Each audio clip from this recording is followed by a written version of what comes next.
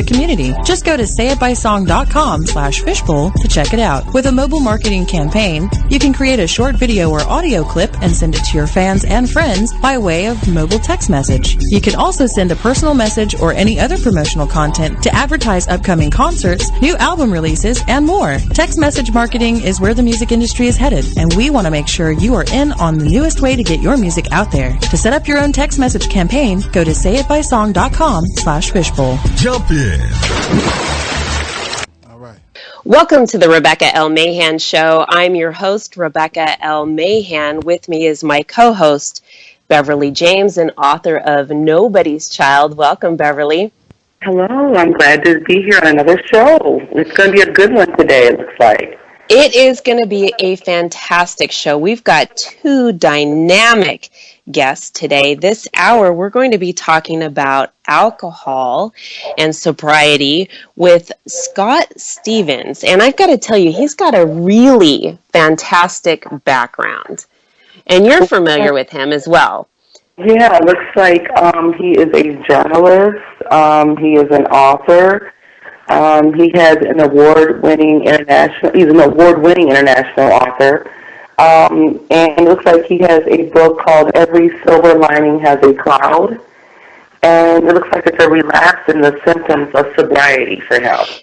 It's incredible because his book, Every Silver Lining Has a Cloud, Relapse and the Symptoms of Sobriety, it explores new research into why 9 out of 10 people in sobriety relapse at least once. Not only that, the book is a frequent Amazon bestseller, and it's earned recognition in the Indie Book Awards in 2013, also in 2013, USA Best Book Awards, and the Global Book Contest. So he is just an amazing man. His concept is fantastic. We're going to bring him on in a minute, but I've got to tell you a little bit more because he is just a very forward-thinking person. He has been a TV anchor. He's a journalist. He is just absolutely incredible. His background also includes reporting exclusively on alcohol and health issues for a number of online news sites, including Google News and Low Carb Magazine. He's got a blog, and he is also a mutual fund industry executive. His website is absolutely fantastic. There is so much information there about him and his book, a lot of things, and reviews, things like that. You know, Beverly, I think that this is really the perfect weekend to talk about alcoholism. The 4th of July is here. There is a lot of drinking, sometimes overly drinking, and it can be a problem. So this is a perfect time to have him on. It is. And in the alcohol field, if you will, or topic, alcoholism is a very challenging event for a lot of people. Some people are not ready to talk about it. There's people that are close to those who are alcoholics that end up having to deal with situations based on the alcoholism. And that we can totally relate to our focus here on the show in domestic violence and overcoming trauma. In fact, the inability to retain a very focused, clear thinking is kind of it's kind of crunched a little bit, if you will, when we bring in contributing factors that don't allow those things to be there. For us to be in a very sober state, being able to make decisions can be a challenge. Right. So there's a lot of things that fall under addictive behaviors. Alcoholism is one of them, drug addiction's another, and shopping can be. There's a lot of things that can fall under addictive behavior, but the one addiction that seems to really impact a lot of people's lives is alcoholism, and partly because it's legal. So people sort of are more free accepting of this particular drug, if you will. So I'm really glad that he's going to be on the show with us. Would you like to bring him on? Yes, I would. Here we go. Hello. This is Scott Stevens we're bringing on. He is an author of Every Single Lining Has a Cloud. He also is the author of Adding Fire to the Fuel. Yes, that's right. Came out, just this year. Hello, Scott. Welcome on. Good afternoon. Thanks for having me on the program today. I really appreciate the opportunity. Thank you, Scott, for being on the show. I'm really glad you're here, and this was really a perfect opportunity to talk about what your focus is. And I'm really encouraged and inspired with your focus on the alcohol and sobriety portion. How did you get started doing that? Well, for me, it's partially personal. I am an alcoholic in recovery. I had my challenges with alcohol, and I still do today. That's not to say I'm drinking, but I'm aware that if I do have one drink, all bets are off. So, okay. And with that in mind, there are many things that I learned along the course of my recovery that I wish I'd known before I had the first drink. These issues of how alcohol affects health, how it affects our society, our economy. So after spending years in the mutual fund business, I got to return to my first love, which was journalism, and then, of course, writing the books as well, to focus on alcohol and health, alcoholism, recovery, sobriety, and how all of these things attach into other societal issues, whether they are domestic violence, whether it's the economy, whether it's Obamacare and the healthcare system. There's the way alcohol impacts our culture here in the United States is so broad-reaching, and it's not always the fun and excitement that we think of on July 4th weekend or every time we see a Budweiser commercial on TV with all the happy faces. Right. Oh, okay. Well, alcohol is out there, and there are other, say, for example, cigarettes that have had banned labeling and advertisements in media, but it's not the case with alcohol. So we can think of like the Super Bowl. What ads are we seeing there? So we're promoting something that is potentially extremely dangerous, not only to one person's health, but like you said, impacts so many areas of our life. Well, you bring up a couple of really interesting things here. First of all, on sports and advertising, I wouldn't be surprised within the next 5 years if we see a ban on alcohol advertising in sports. And I think it's a really, really bizarre idea to imagine watching a Super Bowl and not seeing all the Miller and Budweiser brands advertised, but there's a growing concern. Groups like Alcohol Justice out in California, for example, and many other watchdog organizations have looked at the impact of advertising on youth and how they are attracted to certain types of brands, whether they're alcohol or clothing, et cetera, that they see advertised during sporting events. So they're beginning to look at that connection. The other thing you brought up is just fascinating with the smoking. I'm 47 years old. In 1967, the year I was born, 72% of the adult males in the United States were smokers. That's huge. Because it was vogue. Everybody thought it was the cool thing to do. But now the percentage is less than 20%. And the reason for that is because we've had a massive public awareness campaign on the health concerns of smoking, not just secondhand smoke, but also to the smoker, and going beyond it being a carcinogen, looking at how it affects cardiovascular health, et cetera.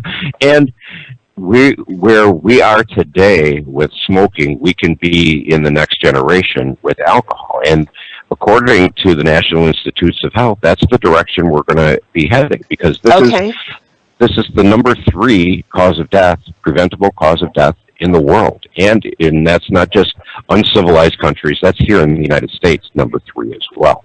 Right.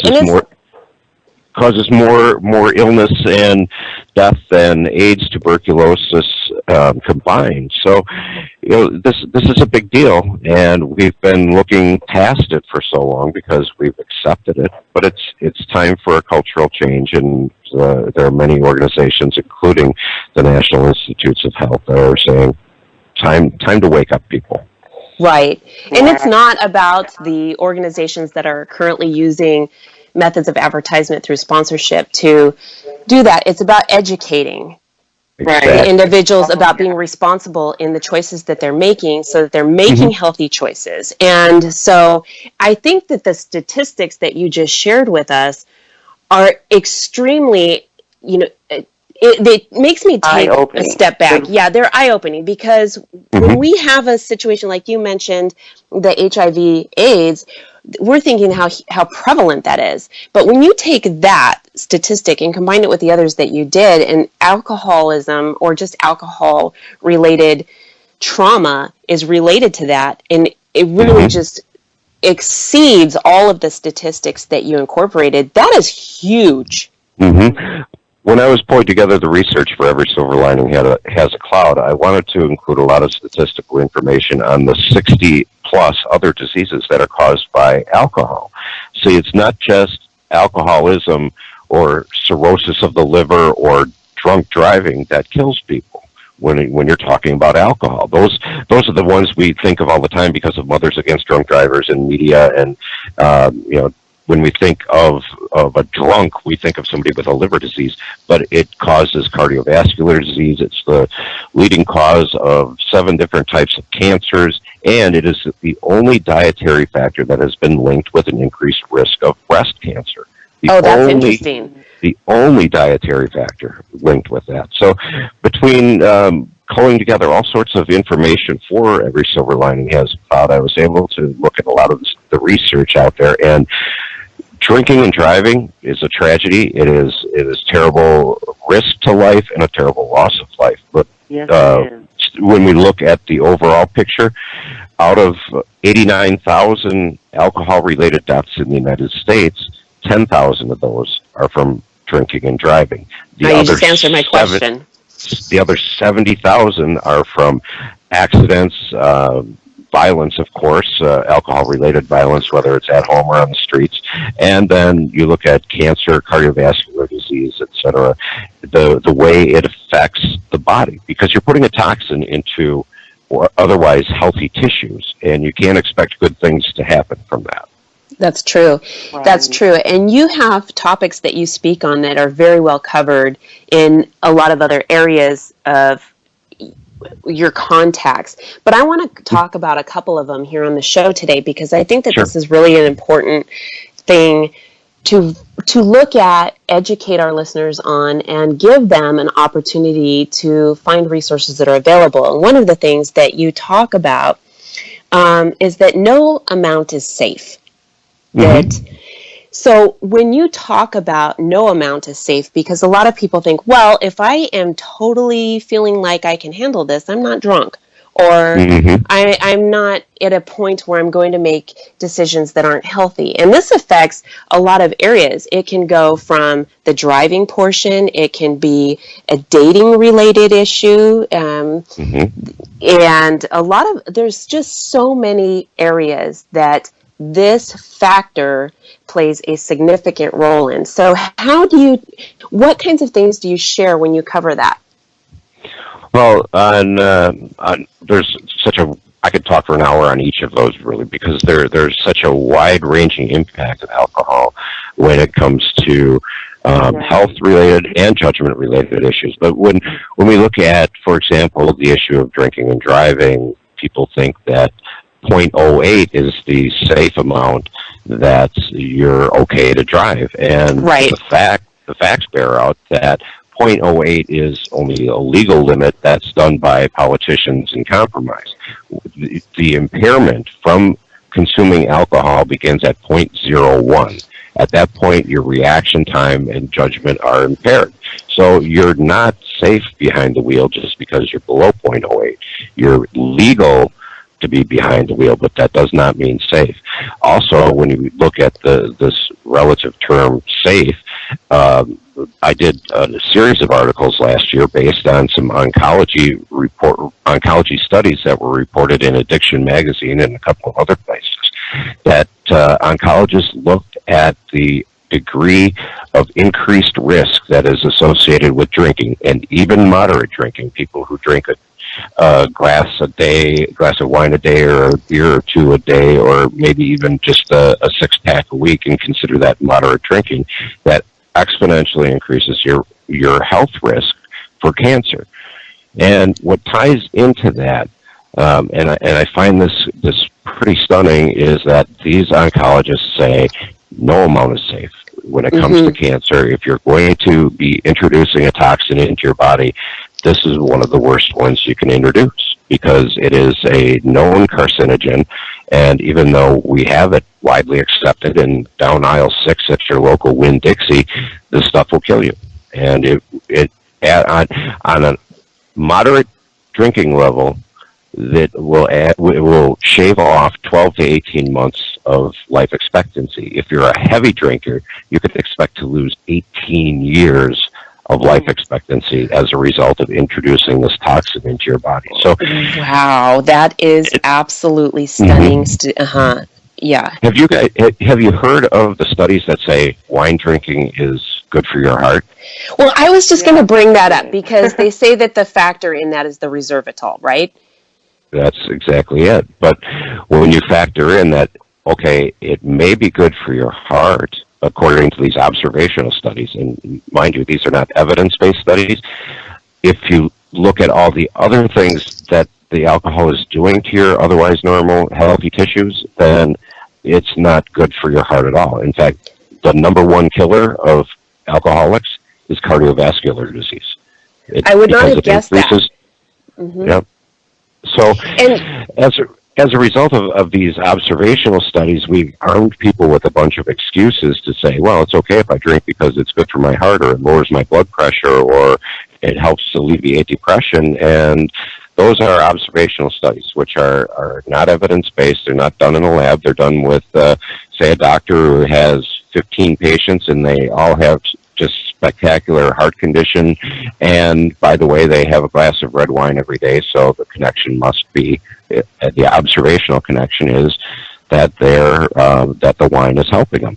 But it doesn't take into account all the other lifestyle factors, and typically wine drinkers are healthier people, more prone to exercise, and higher income. So the evidence-based studies will take into account all those other lifestyle factors, and they'll flat out tell you that the evidence-based studies don't bear out the observational studies, and the observational studies are little more than wishful thinking. And like I said, they're arming people with an excuse to say, oh, well, it's okay because it's good for my heart. Or back to the point I started off with a few minutes ago, that, I'm under 0.08, I'm okay. And neither one of those things are very true. I think is so true, Rebecca. I actually heard that because they're actually doing wine tastings in certain boutique shops while you're getting ready and changing and looking for an outfit. They provide wine. They also provide alcohol when I was in Minnesota at the gun range, where you can have... Oh, wow. Man. Yeah. I'm kind of surprised to hear that, and you're talking to a person who definitely does not want to hear alcohol mixed with any type of firearms, let alone really driving. But firearms here, when you say that, boy, you've got my bells and whistles just going berserk over here. But Scott, you mentioned when you were talking about the side effects, and this is really what's interesting about how our society looks at things. And this is on a treatment protocol. So you'll say, I have this particular, debilitation. So here's a prescription for it. Now, you watch the advertising for that, or you read the fine print label that talks about the side effects that are contributed by use of that particular prescription, and it far exceeds what you want the initial prescription for to begin with. And this is sort of the same thing. Like you said, I mean, it just sort of widened the scope of my view when you were sharing that, because there are side effects to things that we do. And a lot of times we don't think about all those things. And initially I was thinking behaviorally, but talking on the health end portion of it, that is huge. It is huge to think about all of the other areas within our body that is being affected by consumption. So very interesting that you say that. I actually found his book labeled under counseling, health, medicine, psychiatry, psychology, relapse, sobriety, addiction. So yeah, there's some medical things that go along with it too. Problems that with alcohol that persist, and it's pretty big. A lot of times when people look at alcohol, they view it as a mental health issue, and it is very Right. much a physical health issue in addition to being a mental health issue, in addition to it being a genetic disease. It has fingers into every major system of your body, circulatory system, respiratory, and the nervous system. And when we get down to it, like Rebecca was getting to, it impairs your judgment. And that puts you at greater risk for harm in terms of accidents, in terms of domestic violence, in terms of street violence. It makes your decision making, and this, in fact, is why they're giving you wine at those clothing fittings, because hey, it loosens your judgment. I'm feeling great. I think I look smashing in this dress. I'm going to take 2 of them. So. That's right. That's right. I mean, that's interesting. And when we're talking about alcohol and alcoholism, if someone, most people, I think, know that they have an issue with needing the alcohol to feel better or whatever it is that they find stimulating about that.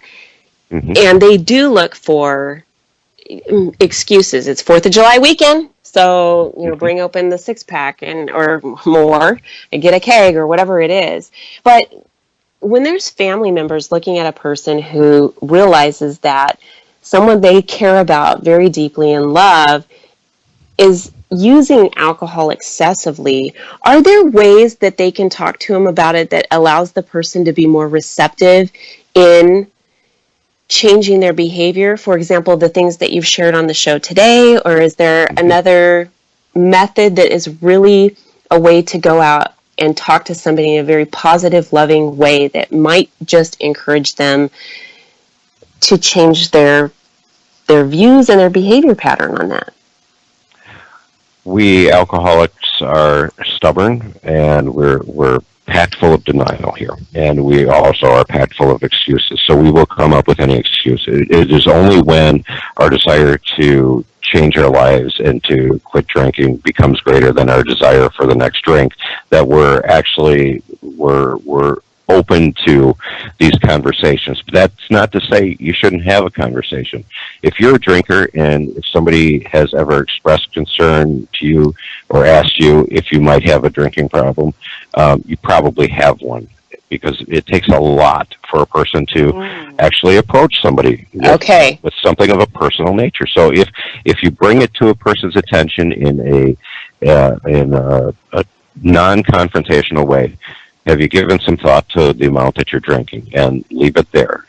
The more you can plant the seeds in a non-confrontational way, the more receptive in those quiet moments of introspection that we all have, even as alcoholics. If our mind is clouded with junk, it's still, these things get through eventually. Sometimes it takes a nudge from the judge. Sometimes it takes a major family catastrophe or a health catastrophe to make that person commit to the idea of lifelong sobriety.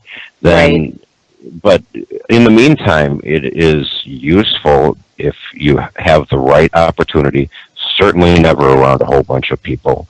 The confrontational, in-your-face style, that's been out of fashion for more than 20 years. If this is a personal thing, best brought up by someone who has some skin in the game, whether it's a wife, a son, a sibling, somebody who cares about the alcoholic, somebody who they trust, and not when they're drinking. Okay, because we don't listen to anything.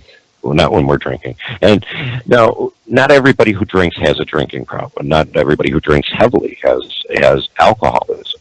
The disease affects about 8% of the population. That is the genetic disease of alcoholism, characterized by alcohol dependence.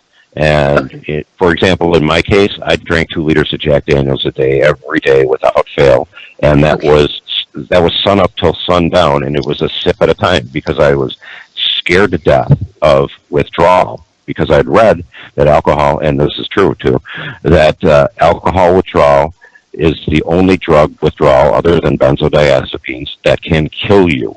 So this drug will kill you coming into your body and also coming out of your body. I feared withdrawal so much that I kept on drinking despite the consequences, just to stave off withdrawal. And when a person is that physically dependent, it doesn't matter what incentive you put in front of them. Without a detox plan and without a plan for the first 30, 60, 90 days, a year out, without something very regimented, whether it's through a treatment center or treatment facility or in conjunction with a counselor or a well-known program,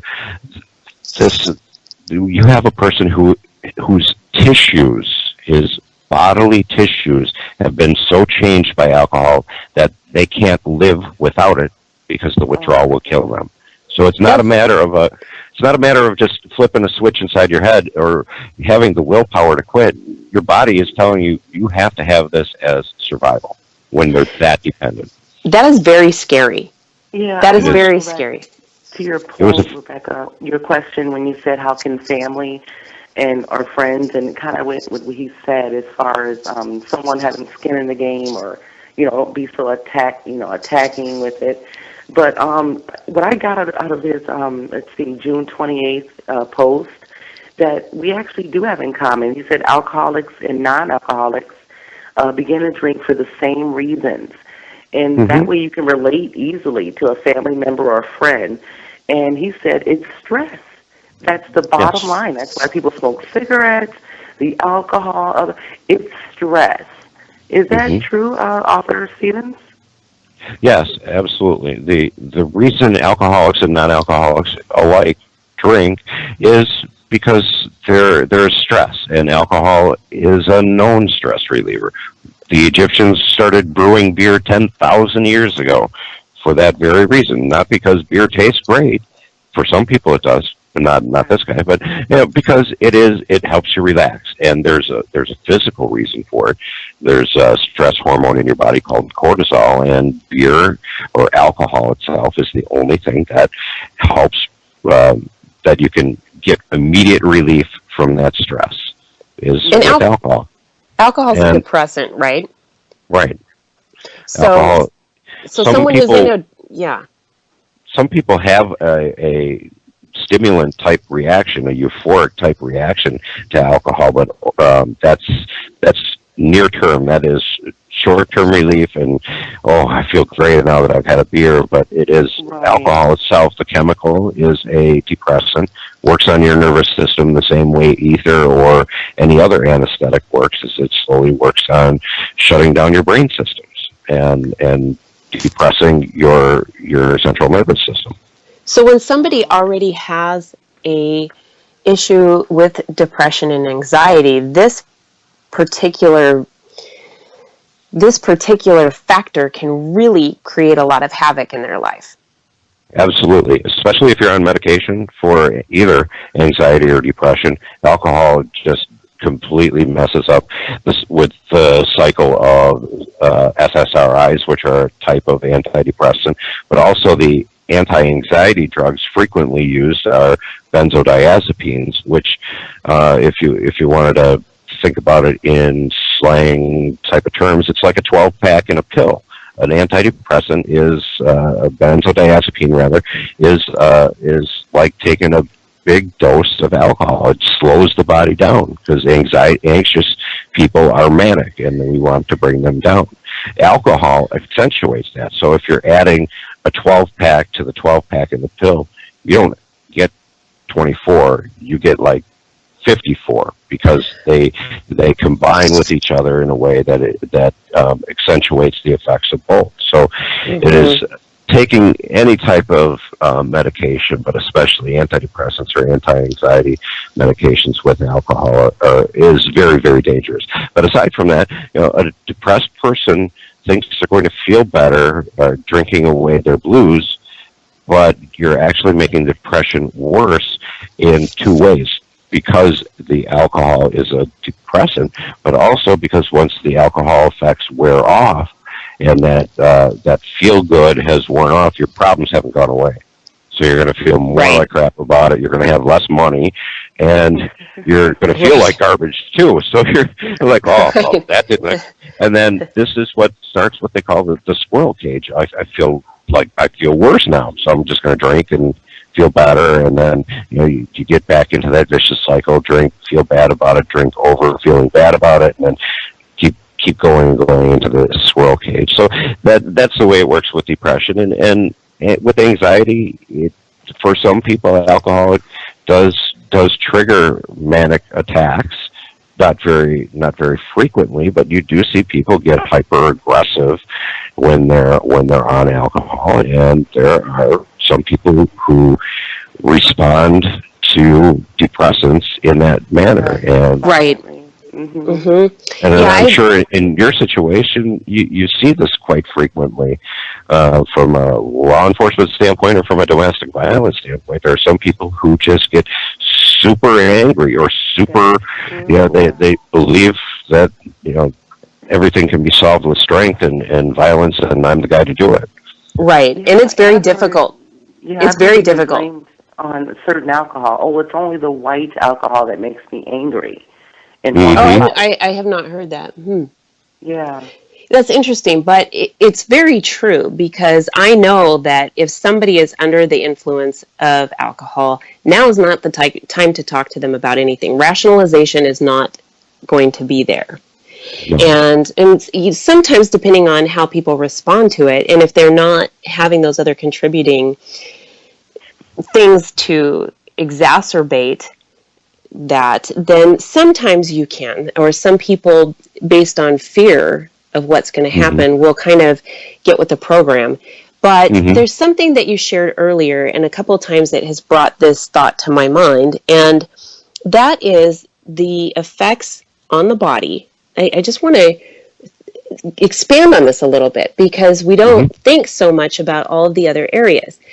But earlier you were talking about the other areas of our body that's affected by that, and genetically speaking, and you were talking about the swirl cage, I'm sort of picturing this DNA. Is there a change within the DNA as well? Yeah, and that's this field called epigenetics, and that is when your body is exposed to a certain toxin or a certain chemical for a period of time, that it actually can alter the DNA within that organism. And the early experiments were done on single-celled animals, of course, but now they've proven that in humans, and especially when you look at the early age that people are starting to drink, they're beginning to alter their DNA as early as 12, 14, 16, in the time frame that their brain is doing the most growing. And I'm trying to think back, it was probably March of this year, I did an article. It would be posted on my website, which is alcohologist.com, that talks about the changes that young drinkers, even after they've quit, say they drank for a few years and quit when they were out of their teens, their DNA has been markedly changed as a result of that exposure. So epigenetics is a expanding field, and especially in the way that it relates to alcoholics. And this also ties into the cancer and the increased risk of cancer with the consumption of alcohol, because it does alter the DNA in young women. And even if they quit once they hit their 40s, even though they quit, say, 20 years ago, they still have that increased risk. Not nearly as high as if they were still actively drinking. But because they'd altered their DNA earlier in life, even long after they quit, then they discover that, there are these other problems that I didn't think were going to be problems, because, say, breast cancer or liver cancer doesn't run in my family. Well, you changed your DNA when you were playing around with this toxin, and now you are more susceptible to it. I don't think many of us have ever even given much thought to that when we enter the stages of where peer pressure and alcohol introduction is there. I don't think the education that you are providing to our listeners right now, and I'm learning quite a bit here, really is any decisive factor, because it's not known. It's just, it's not something we educate in the school systems, and it's not until after somebody needs to be in recovery or begins recovery where there's this really wide amount of education that's provided. One of the things that you mentioned as I was talking to you about the DNA portion is that, and I'm wondering about fetal alcohol syndrome, and if that it's caused because a person had been drinking through pregnancy, or could they have quit before and they had been an alcoholic prior to that? During their pregnancy they quit. Is the child still born with fetal alcohol syndrome? They do have an increased risk even if the mother quits as long as a year ahead of conception. And that was a study that was done last October. Also, I did a report on that. But the mother is one factor of this. What has recently come to light, and I read this research with just stunned by what they were saying, in that the father's alcohol consumption. Finally, they're not just pinning this on the mom drinking during pregnancy. The father's pattern of alcoholism does affect the child in development and the increased risk of fetal alcohol spectrum disorders. So it's not just the mom anymore, it's dad, and it's not just after pregnancy, it's prior to conception. I'm really glad. Yeah. Go ahead, Beverly. No, I said a question about it being hereditary. Are you going that route, or would you go as far as to say that?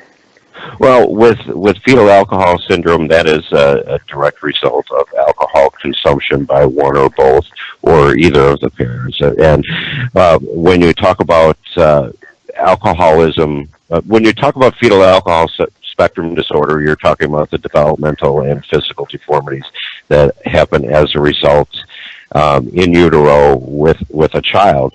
But when you talk about alcoholism, there are some people who are born with the genetics for alcoholism, and as long as you never introduce alcohol into that body, that person they're not going to have any other life effects. They're not going to have any type of change. You can be the son of two very wildly alcoholic parents and turn out a complete teetotaler. As long as you never enter alcohol into a body, regardless of what your genetics are, you're not going to get this, or you're not going to show symptoms of this disease.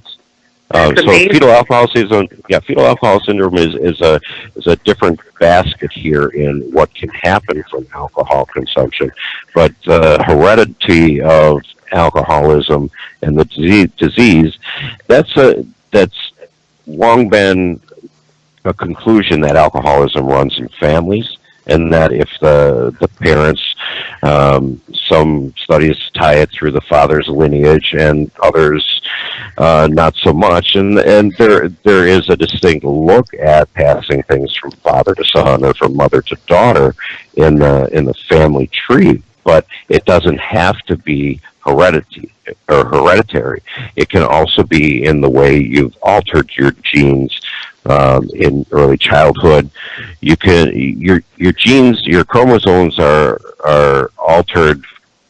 You're given your set of chromosomes when you're born, and it's what you do in your life and your exposure to different chemicals, different environments that are going to throw the switch on some chromosomes. Chromosome 4Q and chromosome 11, to get all geek speak on you, those things, those two chromosomes can, if they're damaged, if they're altered, will lead to an increased likelihood of developing alcoholism. But if you don't introduce alcohol in the body, then you're not going to be an active alcoholic.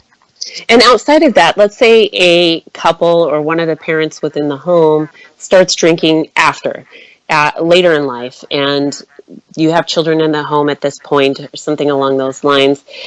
There's another risk factor that a lot of people may not think about, and that is something that I share when I talk about domestic violence, is that our home life as parents is a boot camp for our children in how they're going to deal with relationships. And I can see that this would fall in the same category in the drinking area, because what goes on within the home, children emulate.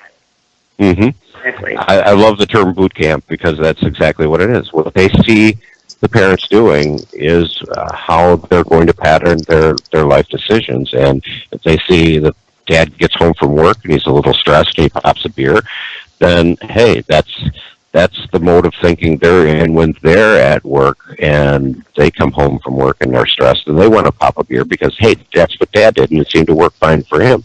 Or if he gets mouthy or violent with the rest of the family as a result of the drinking, then he thinks the son or daughter can think that that's okay, that's acceptable behavior because that's what you do when you drink.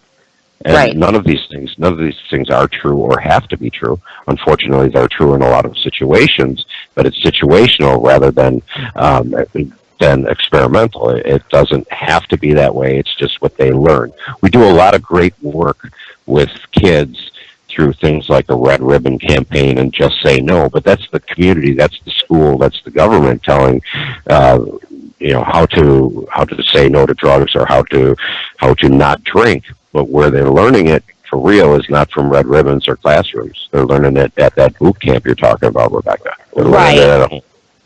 I agree. I do agree. And since stress seems to be the leading cause Mm-hmm. of alcohol abuse, Mm-hmm. what would be something that you would recommend as a healthy alternative? Wow, I can tell you what works for me, and that is continuing to talk to people. When you're an alcoholic, you tend to isolate, or you just don't include other people in your decision making because A, they might talk you out of some of your great decisions, and B, they might suggest you do something other than what you have your mindset to. You're a very selfish person when you're an alcoholic. And you want to have the keys to the city and the Colonel's secret recipe all to yourself.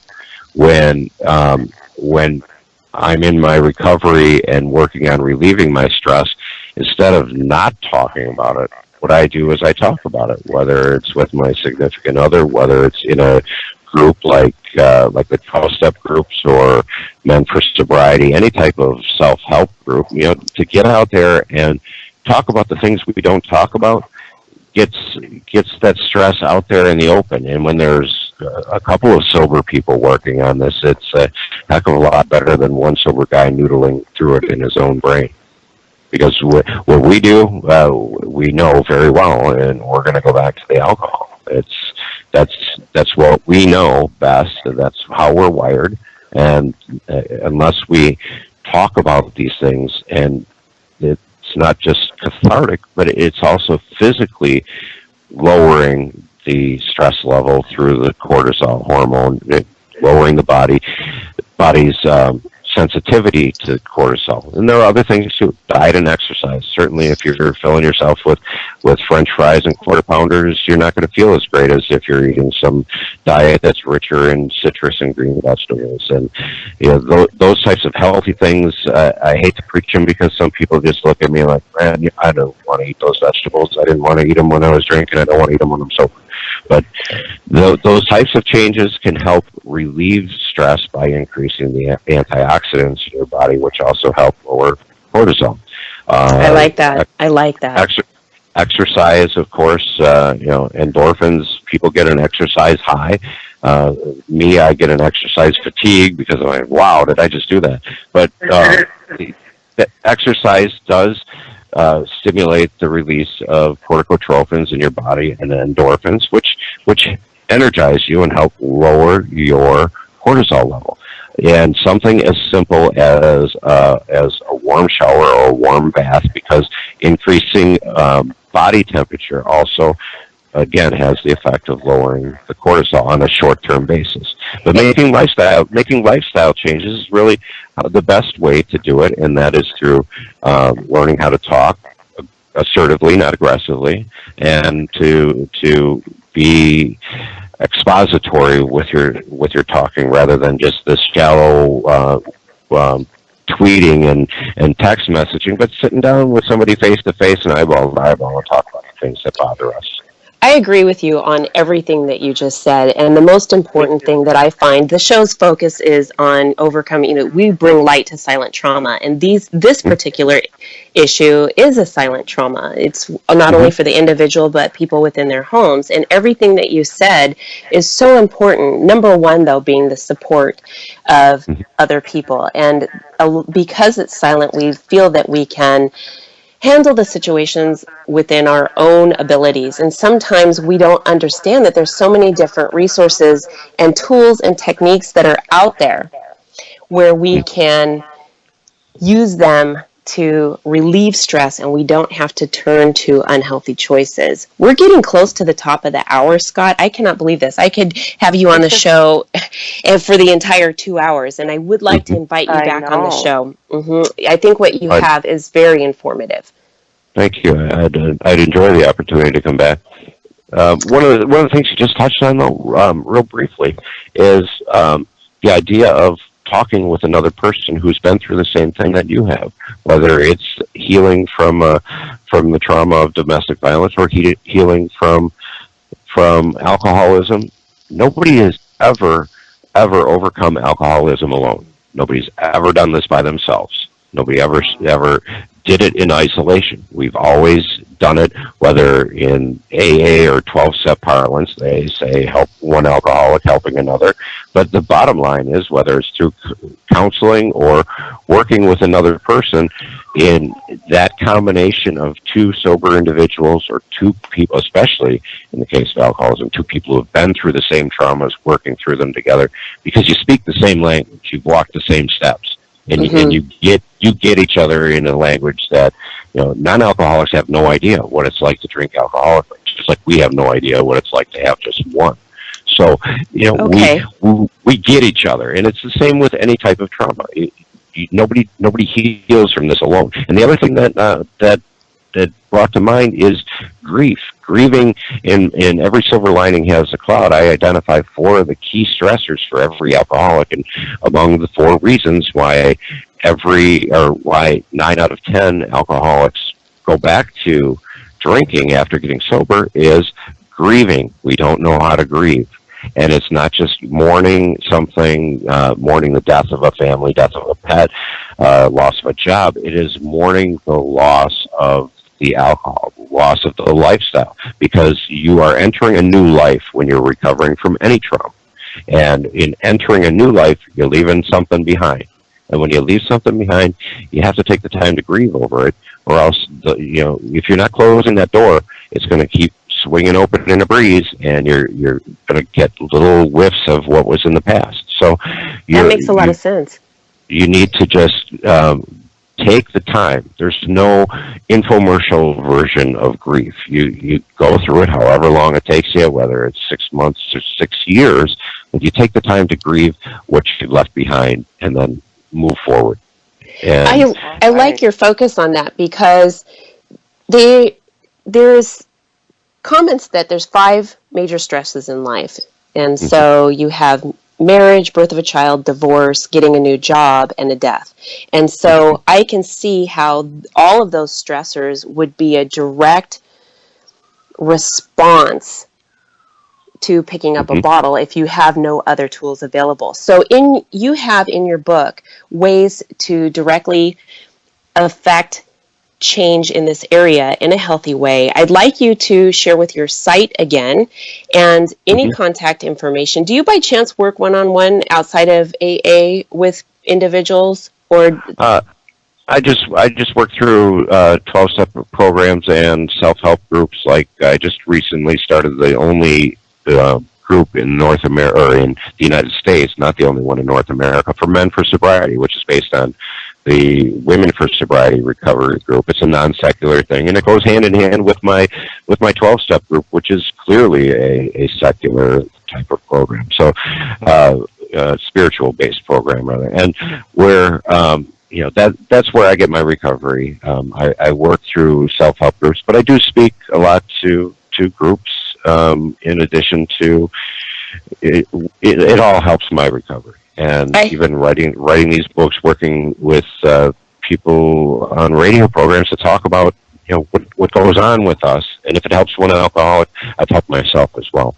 But I do have the website. It is alcohologist.com, just like biologist, but my chemical is alcohol. And I'm not talking about ways to drink better. I'm talking about reasons why you probably don't want to use the toxin at all. My reporting's on there, and so is my book. My book's also on Amazon, Barnes and Noble. Every Silver Lining Has a Cloud is available, ebook and paperback and hardcover through just about every online book retailer. I think your passion to educate others and help them have a healthier life, and that will replicate itself through generations. I think that is absolutely phenomenal, Scott. I really embrace what you're doing, and I hope that everything that our listeners were able to hear today, that they are able to absorb. And if they were not able to catch all of the show, that they do go to your site, alcohologist.com. Also, get a copy of your book, which can be found at many retailers. Amazon probably is where a lot of people turn to now. Every Silver Lining Has a Cloud, Relapse and the Symptoms of Sobriety. Thank you so much for being on the show, Scott. I will be in contact with you. I will be in contact with you to bring you back. I just thank you very much. I appreciate the opportunity, and I love the program and I love what you mean to a lot of people, so I'm glad to be here, and I hope we've made a difference today. Thank you. This was the first half of the Rebecca L. Mahan Show, broadcasting on Saturdays from 1 to 3 Central Standard Time, Fishbowl Radio Network. We are also now expanding the show to Thursdays, same time, same channel. We'll be back shortly with Nicole Sachs. She's got an incredible story to share and a lot of information for you. You've been listening to the Rebecca L. Mahan Show.